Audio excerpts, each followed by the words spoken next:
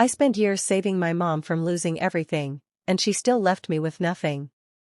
Stick with me while I share my story, and if it touches you, don't forget to support our channel by hitting that subscribe button, dropping a like, and sharing it with the people you care about. My name is Lyra, I'm 28, and I just found out that my mom, Dina, left me completely out of her will. I couldn't believe it.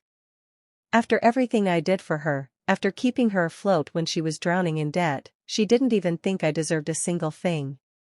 Growing up, my mom could be loving, but she had a way of making you feel small. I always tried to help her, even when it cost me my own comfort. When her business started failing, I used my savings to pay bills, cover debts, and stop her house from being taken away.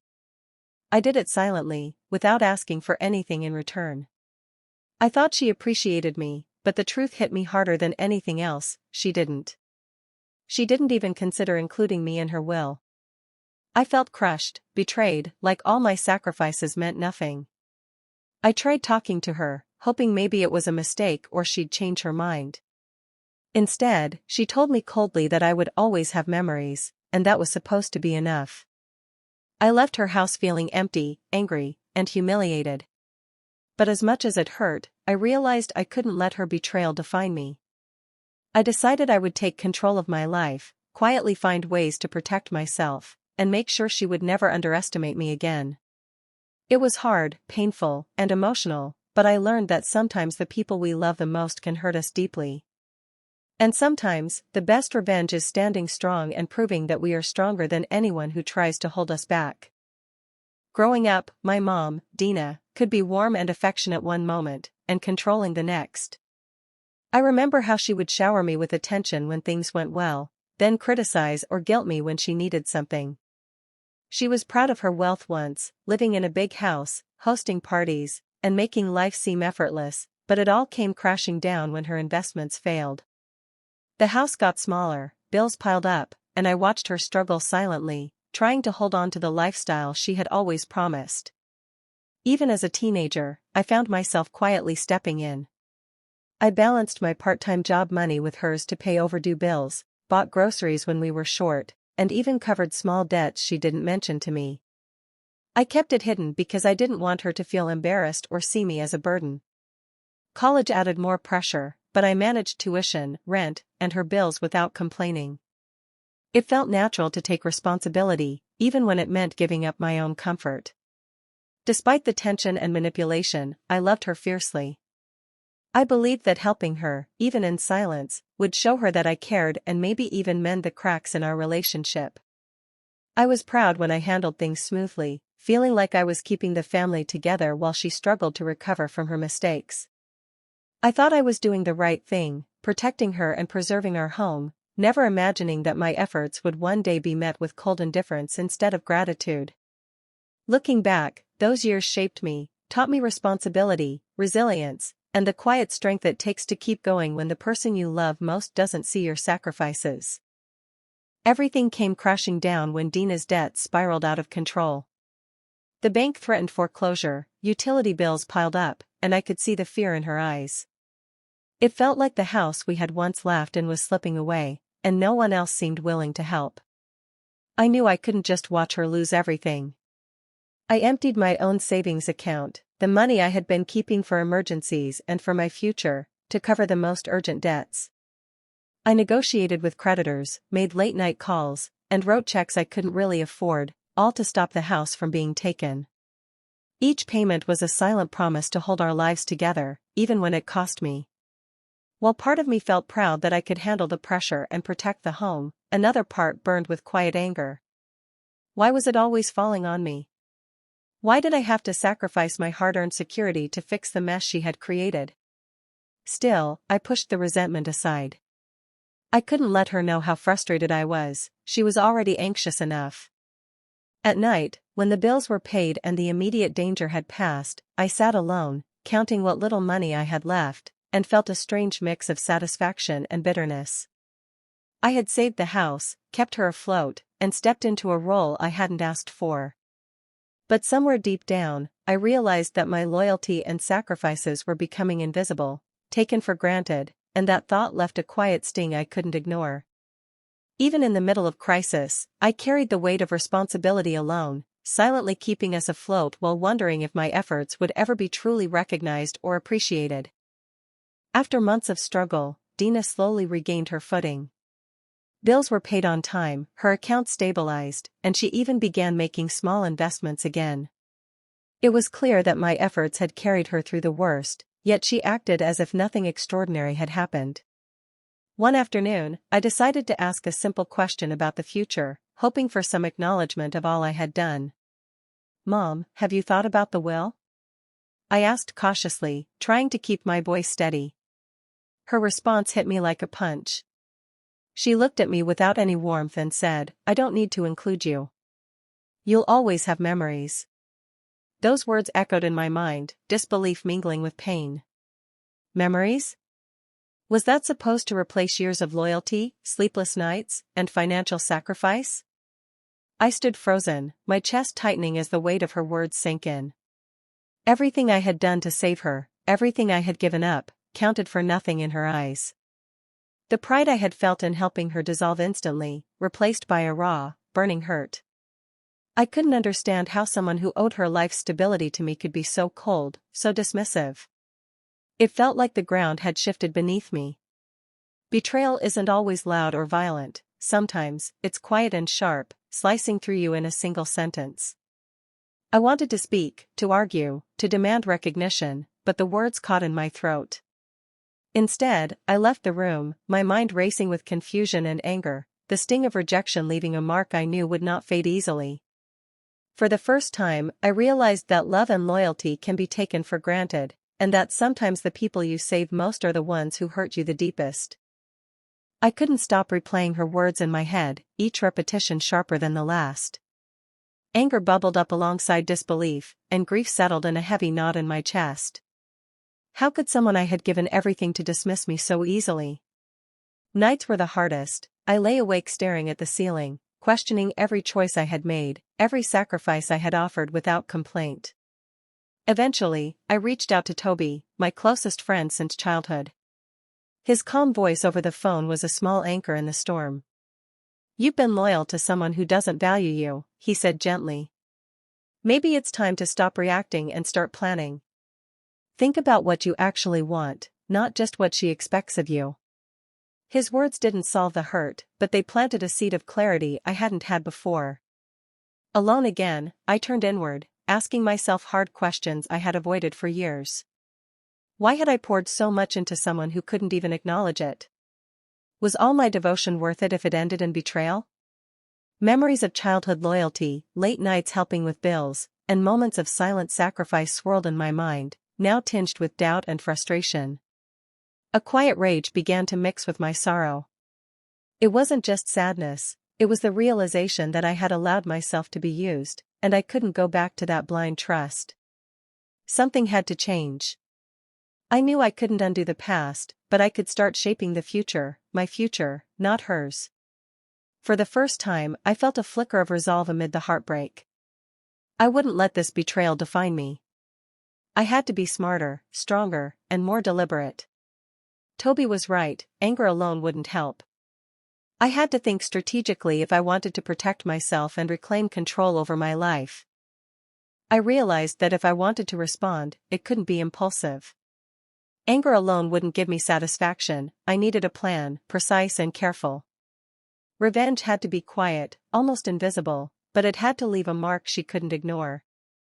I spent nights thinking, pacing, imagining ways to turn the tables without exposing myself too soon. The first step was gathering proof. I started keeping track of her financial decisions, noting inconsistencies, risky deals, and the small lies she told relatives and neighbors about her success. Every misstep, every exaggeration, I recorded quietly, storing documents, receipts, and emails in a hidden folder. It felt strange, almost like preparing evidence for a crime, but in a way, it was therapy, turning my frustration into something tangible. With each note I added, my anger began to sharpen into focus. The simmering resentment that had been a dull ache turned into a driving force. I imagined confronting her someday, not with shouting or tears, but with undeniable proof of her duplicity and my role in sustaining her. The tension grew steadily, a constant undercurrent in my daily life. I smiled at her when needed, laughed at her jokes, all while silently collecting the ammunition that would give me the upper hand. Each lie she told, each boast about her stability or success, fueled the fire inside me. I wasn't reckless, but I was patient, and the patience made my anger feel more potent, more controlled. For the first time, I felt a sense of purpose beyond heartbreak. I wasn't just a victim anymore, I was preparing to reclaim power, to show her that loyalty could be exploited only so far before it demanded respect in return. The game had begun, and I intended to win quietly, deliberately, and completely. While reviewing the information I had been gathering, I noticed something hidden in the paperwork for one of Dina's new ventures. It was a small detail in a partnership contract, but it created a window she hadn't seen, one that allowed an outside party to claim certain rights if they moved fast and understood the structure. It wasn't illegal, just overlooked. That discovery felt like a crack of light in a dark room. I began studying everything I could about agreements, ownership shares, and property rules. I spent evenings reading manuals, highlighting sections, and taking notes until the terms finally made sense. It felt strange diving into a world she thought only she understood, but the more I learned, the stronger I felt. Knowledge became a shield, then slowly a weapon. Quietly, I started placing small investments in areas connected to her business circle. Nothing that would draw attention, but enough to position myself where it mattered. Each step brought me closer to gaining influence she believed I'd never have. I didn't need to confront her or argue, I only had to understand the system better than she did. With every new piece of information I absorbed, the sense of betrayal that once weighed heavily on me shifted into determination. I no longer felt powerless or trapped under her decisions. Instead, I could feel control forming slowly in my hands, piece by piece. There was a strange comfort in moving through this quietly, creating a path she couldn't see. Empowerment replaced the sting of her rejection, and I realized I didn't need her approval or her inheritance to build something of my own. I just needed to keep learning, keep planning, and use the opening she had carelessly left behind. I finally decided to face her directly. I walked into the house, heart pounding, trying to steady my voice. "Mom, we need to talk about the will," I said, careful to keep calm. Her expression didn't change. She leaned back, eyes cold, and said dismissively, "You didn't earn anything. Don't expect more than you already have." Her words cut deeper than I had imagined. All the quiet nights, all the effort I had poured into saving her life, seemed to vanish in that single sentence. I felt a surge of hurt, frustration, and disbelief, but I held my composure. I couldn't let her see how much it affected me, not yet. I nodded slowly, saying nothing more, and left the room with a steady step. On the surface, it looked like I had accepted her decision. Inside, however, my mind was racing. I could feel the fire of determination building, every beat of my heart fueling the silent vow I made to myself. I wouldn't let her recklessness and coldness dictate my future. As I walked away, I replayed the conversation in my head, analyzing every nuance, every word. She had underestimated me, assumed I would crumble, and believed I would walk away quietly. But I wasn't powerless anymore. I had plans, knowledge, and leverage she couldn't even imagine. That moment of confrontation became a turning point. The pain of her rejection had transformed into clarity. I realized I didn't need to fight openly or lash out. I only needed patience, strategy, and precision. I would regain control, not for revenge alone, but to reclaim what she tried to deny me. The stage was set, and I was ready to move carefully, letting the consequences unfold in my favor while she remained unaware. I started reaching out to people connected to her business, quietly offering advice and information that seemed harmless but gave them a slight edge. Nothing obvious, just small nudges, suggestions they could use to make better deals, avoid mistakes, or position themselves strategically. Each tip was carefully calculated, never traceable back to me, but it began to shift the balance slowly. Dina's projects started running into unexpected obstacles. Deals she thought were secure faltered, partnerships became strained, and she struggled to maintain her usual confidence. She didn't notice the patterns or realize who was influencing the changes. To her, it all seemed like bad luck or the natural difficulties of managing business, but in reality, every misstep was subtly guided by me. Watching her scramble quietly without suspecting me brought a sense of controlled satisfaction. I was not being reckless or openly confrontational, everything happened under the radar, measured and precise.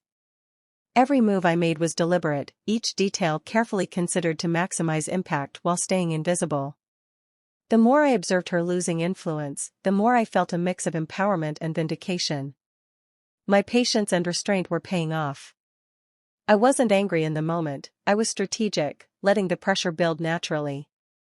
It was almost like a game of chess, with Dina unaware she had a player moving the pieces behind the scenes. For the first time, I felt completely in control of the situation. The hurt from before had evolved into a quiet, steady determination. Every small shift, every stumble she took, was a reminder that the balance had started to tip. I was no longer just a victim of her choices, I was the force reshaping the outcome, unseen but undeniably powerful. The moment came when one of Dina's biggest investments collapsed, leaving her scrambling to cover losses she hadn't anticipated. Panic flickered in her eyes, and for the first time in years, she didn't have a clear solution. Unseen factors I had set in motion contributed to the failure, tipping the scales just enough to destabilize her control. I stepped in cautiously, offering guidance and practical solutions. "I can help you sort this out," I said softly, masking the satisfaction that swelled inside me. She hesitated, then reluctantly accepted, realizing she had no other choice. Suddenly, the power dynamic had shifted.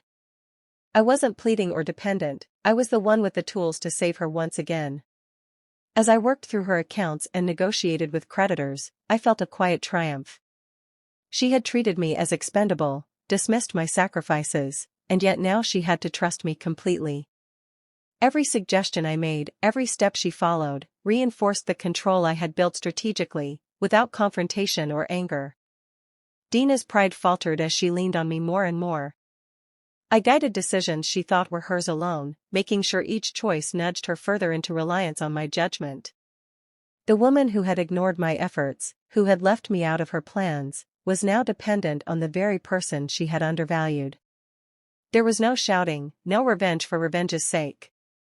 Just a steady shift in influence, where patience and foresight replaced raw emotion. The satisfaction wasn't in hurting her, it was in demonstrating that the daughter she had taken for granted could rise quietly, seize control, and demand respect simply by being capable, calm, and deliberate. For the first time, Dina looked to me not as a child, but as the one holding the solution, and the balance had fully turned in my favor.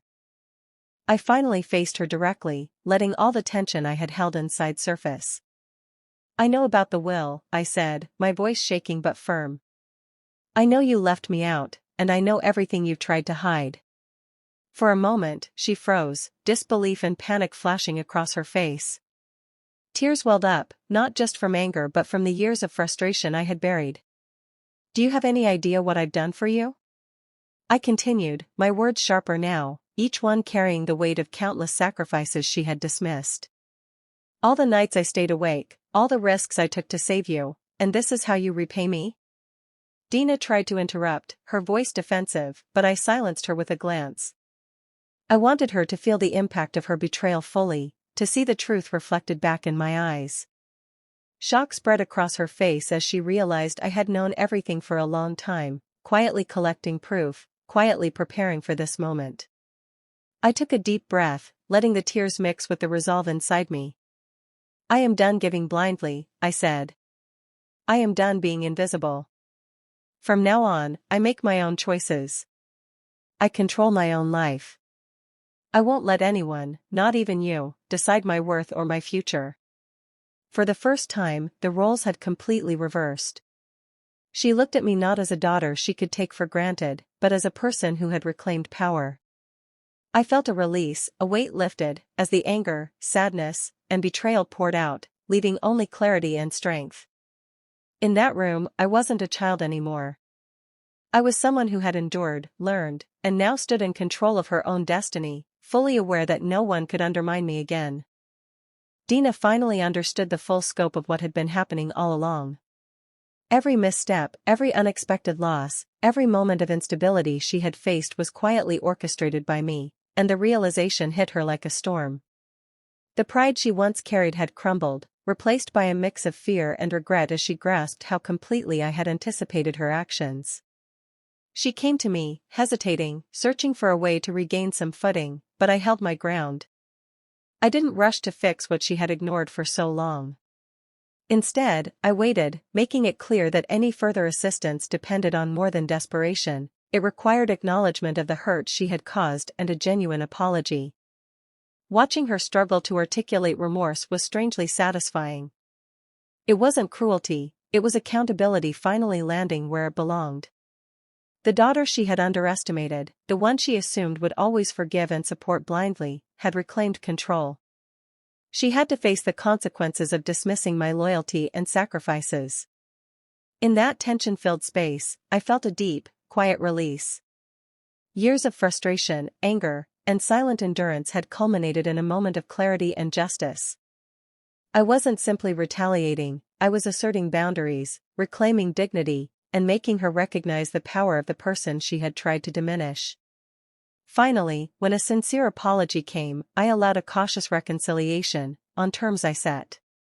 It was not about vengeance for the sake of hurting her, but about ensuring respect, fairness, and recognition of my worth. The weight of betrayal lifted, replaced by a calm sense of victory. I had endured, outlasted, and risen above manipulation. Justice wasn't loud or violent, it was quiet, precise, and undeniable. The balance had shifted, and for the first time I felt fully empowered, knowing I had reclaimed my life and my future on my own terms. With Dina's dependence now balanced and her influence diminished, I finally felt the freedom I had longed for. I began building my own life on my terms, making decisions without fear or hesitation. Financial security came steadily, a reward for careful planning, patience, and the lessons I had learned from years of struggle. I no longer needed her approval or validation, every step forward was mine alone. Emotionally, I felt stronger than ever. The pain and betrayal that had once threatened to weigh me down had transformed into resilience. I carried the scars of our past, but they no longer controlled me, they reminded me of my ability to endure, to strategize, and to rise above manipulation. Dina had confronted the consequences of her actions. She saw firsthand that her attempts to control or dismiss me had failed. Though she remained a part of my life, her power over me was minimal. Respect, acknowledgement, and equality replaced blind reliance, and I approached our interactions with measured caution and clear boundaries. Life continued, quieter now, with a sense of balance I had fought to achieve. I pursued personal goals, invested in projects I cared about, and allowed myself moments of genuine satisfaction and peace. The lessons of betrayal and cunning were never far from my mind, guiding my choices and strengthening my resolve. Though the journey had been painful and the wounds deep, the outcome was empowering. I had reclaimed my agency, turned adversity into opportunity, and forged a life defined by my own standards. The bittersweet nature of the past lingered, but it no longer dictated my present or future. I had survived, adapted, and emerged resilient, stronger, wiser, and entirely in control of my destiny. Hey besties! Thanks for sticking with me till the end of this emotional ride. Imagine dedicating years to protecting your mom's life and future, only to be coldly dismissed and left with nothing. Heartbreaking, right? But betrayal can awaken a strength we never realized we had. I took control, reclaimed my life, and proved my worth. If this story moved you, don't forget to like, share, comment, and subscribe for more.